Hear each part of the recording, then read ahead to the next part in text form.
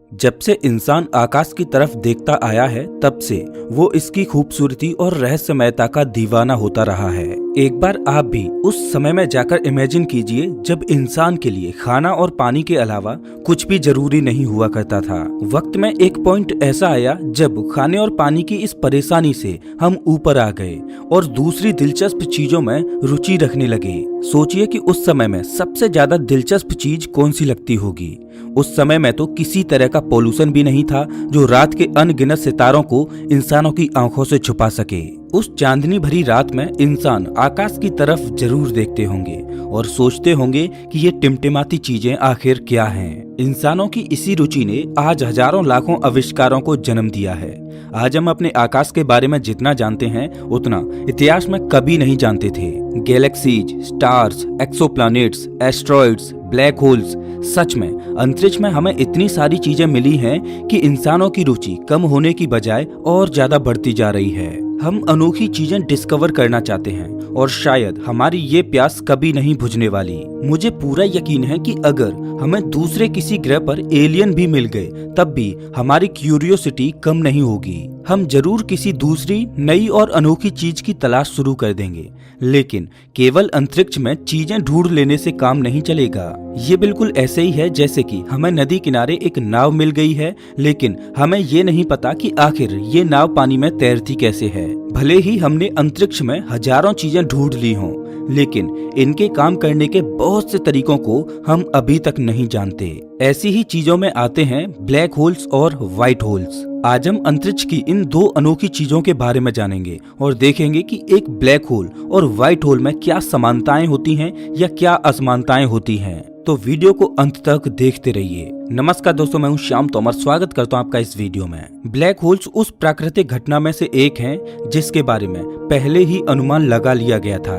यानी black hole की discovery से पहले ही इंसानों ने भविष्यवाणी कर दी थी कि अंतरिक्ष में ब्लैक होल होते हैं। बहुत से मैथमेटिकल फॉर्मूलाज और अंतरिक्ष के दूसरे ऑब्जेक्ट्स को देखकर ये अनुमान लगाया गया था। ब्लैक होल का अनुमान पहली बार साल 1780 के दशक में जॉन मिचेल नाम के फिलोसोफर ने किया था। उन्होंने कहा था कि अंतरिक्ष में कहीं न कहीं एक इतना बड़ा सितारा होगा जिसकी ग्रेविटी हमारे अनुमान से लाखों करोड़ों गुना ज्यादा होगी। बल्कि ये ग्रेविटी इतनी ज्यादा होगी कि खुद रोशनी को भी अपनी सतह से दूर नहीं जाने देगी। लेकिन अगर ऐसी कोई वस्तु जो रोशनी तक को बाहर नहीं जाने देती तो क्या हमें वो दिख भी पाएगी? जॉन मिचेल ने यही सवाल अपने आप से पूछा। ये सितारा बहुत बड़ा होगा, इसीलिए ऐसा तो हो नहीं सकता कि ये अंतरिक्ष में पूरी तरह से गायब हो जाए। इसीलिए बाकी चमकते हुए तारों से अलग ये कहा जाने लगा कि इस तरह का तारा पूरी तरह से ब्लैक कलर का होगा। इसीलिए भी इसका नाम ब्लैक होल रखा गया था। अंतरिक्ष में यही तो है एक बड़ा काला गड्ढा। अब अगला सवाल ये आया कि आखिर कौन सी परिस्थितियों से गुजरने के बाद एक तारा इस काले गड्ढे में बदल गया था। ये जानने के लिए हमें उस तारे की पूर्व की हालात को समझना होगा। सबसे पहले तो ब्लैक होल में बदलने के लिए किसी तारे को बेहद ही बड़ा होना बहुत जरूरी है, यानी कि उसका मास हमारे सूर्य से करीब 2 या 3 गुना ज्यादा होना चाहिए। लेकिन बड़ा तारा होने का मतलब ये नहीं है कि ये ज्यादा दिनों तक जिंदा भी रहेगा। उल्टा बड़े तारे के अंदर फ्यूल ज्यादा तेजी से जलता है और उसकी लाइफ साइकिल और ज्यादा छोटी हो जाती है।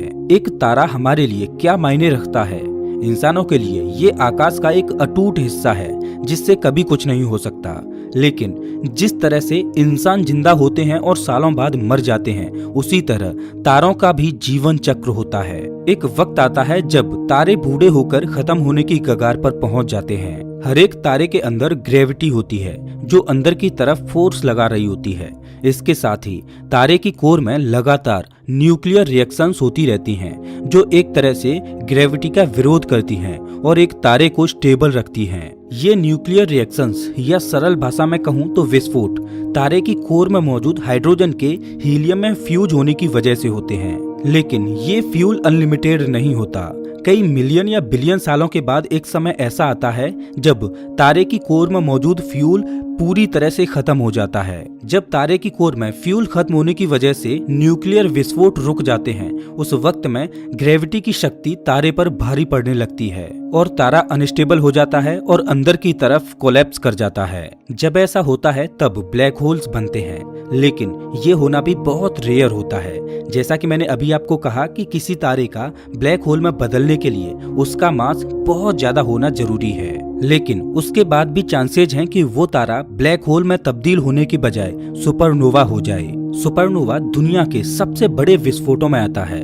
जब एक तारा अपनी लाइफ साइकिल को पूरा कर लेता है, तब एक बड़े एक्सप्लोजन में वो तारा फटकर तबाह हो जाता है। ब्लैक होल एक बेहद ही दिलचस्प चीज है।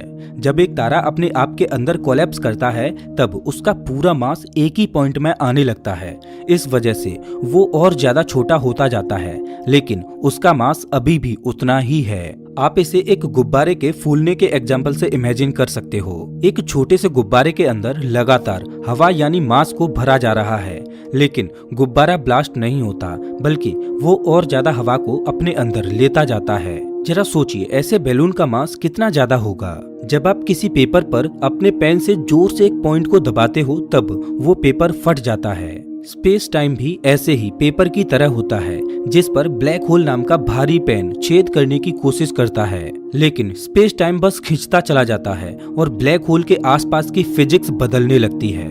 ये ब्लैक होल स्पेस टाइम को बेंड कर देता है और फिजिक्स के सभी सिद्धांतों को तोड़ देता है। ऐसा पॉइंट जहां पर ये सारे फिजिक्स के लॉज टूट जाते हैं, उस पॉइंट को सिंगुलैरिटी कहा जाता है। एक ब्लैक होल अपने आसपास के वातावरण को इस तरह से अफेक्ट करता है कि जो भी लाइट इसके अंदर जाती है वो वापस बाहर नहीं आ पाती।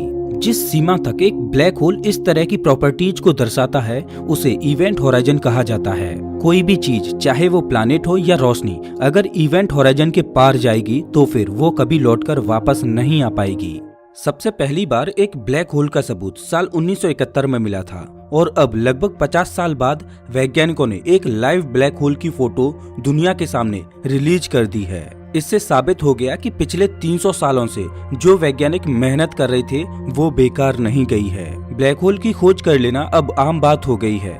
वैज्ञानिकों ने अब तो ब्लैक होल की कैटेगरीज भी बना दी हैं। मतलब अंतरिक्ष में केवल एक तरह के ही ब्लैक होल्स नहीं घूम रहे हैं, बल्कि टोटल 4 तरह के ब्लैक होल्स देखने को मिलते हैं। इनमें भी 2 तरह के ब्लैक होल्स सबसे ज्यादा कॉमन हैं, स्टेलर ब्लैक होल्स और supermassive black holes. Stellar black holes तब बनते हैं जब एक बहुत बड़ा तारा अपने ही अंदर कोलैप्स करके मर जाता है। इन ब्लैक होल्स का मास हमारे सूर्य के मुकाबले 10 से 20 गुना ज्यादा होता है और केवल हमारी मिल्की वे गैलेक्सी में ही लाखों स्टेलर ब्लैक होल्स हो सकते हैं। वहीं सुपरमैसिव ब्लैक होल्स बहुत ही बड़े होते हैं। इनका मास हमारे सूर्य के मुकाबले करोड़ों गुना ज्यादा हो सकता है।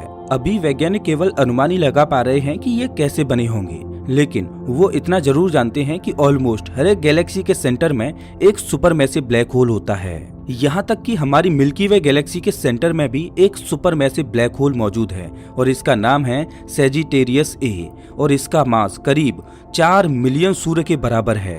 अब आप सोच सकते हो कि इस सुपरमैसिव ब्लैक होल के अंदर हमारे सूर्य जितने करीब 40 लाख सूर्य समा सकते हैं। तो अब तक हमने ब्लैक होल्स के बारे में क्या जाना कि ये बेहद ही बड़े होते हैं, इनकी ग्रेविटी इतनी ज्यादा होती है कि रोशनी तक उनके चंगुल से बाहर नहीं निकल सकती और ये अपने आसपास के स्पेस टाइम की फिजिक्स को अनोखे तरीके से बदल देते हैं। अब अगर ब्लैक होल नाम की असाधारण सी चीज पहले से ही इस दुनिया में मौजूद है, तो ये व्हाइट होल की इतनी बातें क्यों की जा रही हैं? कल्पना कीजिए कि आप एक बड़े ब्लैक होल को कैमरे में रिकॉर्ड कर पा रहे हो, उसकी हर हरकत आप कैमरे के जरिए देख पा रहे हो और अपनी स्टडी को आगे बढ़ा पा रहे हो। आप देखते हो कि जितने भी पदार्थ ब्लैक होल के इवेंट होराइजन के अंदर जाते हैं वो फिर बाहर नहीं आते।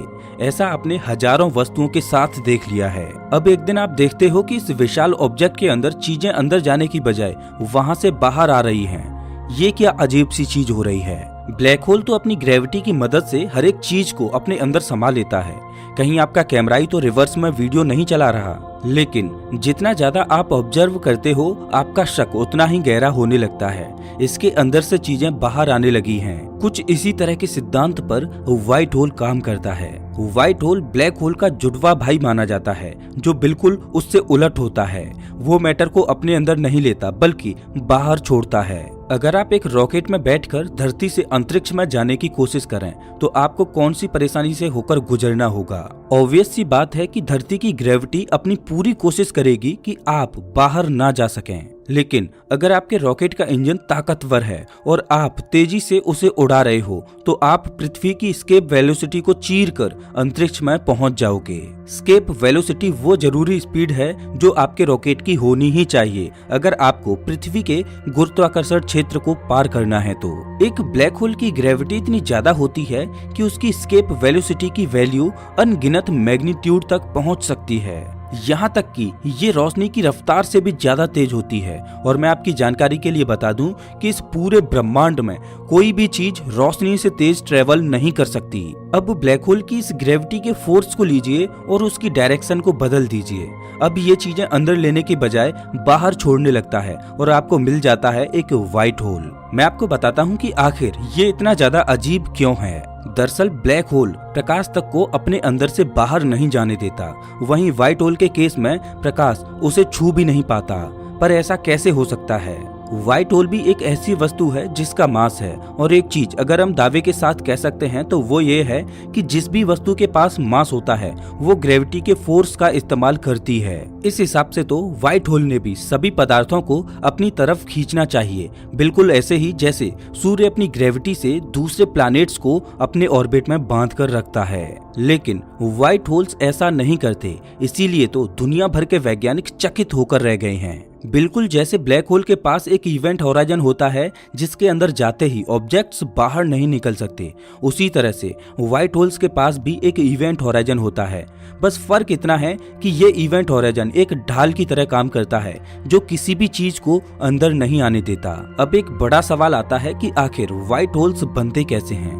बदकिस्मती से वैज्ञानिक अब तक ये भी पक्के तौर से नहीं कह सकते कि व्हाइट होल्स रियल हैं या फिर नहीं। उन्होंने स्पेस में ऐसा कुछ ऑब्जर्व किया जिसे कि नॉर्मल फिजिक्स और अभी तक की नॉलेज से समझाया नहीं जा सकता, इसीलिए उन्होंने व्हाइट होल नाम की नई चीज बना दी। लेकिन इसके बाद भी व्हाइट होल्स कैसे बने होंगे, इस बात के बहुत सारे सजेशंस दिए जा चुके हैं। जैसे कि बहुत से वैज्ञानिक मानते हैं कि जब एक प्राचीन ब्लैक होल अपनी लाइफ साइकिल के अंत में पहुंच जाता है तब वो अपने अंदर इकट्ठा की गई हर एक चीज को बाहर फेंक देता है और एक व्हाइट होल में बदल जाता है।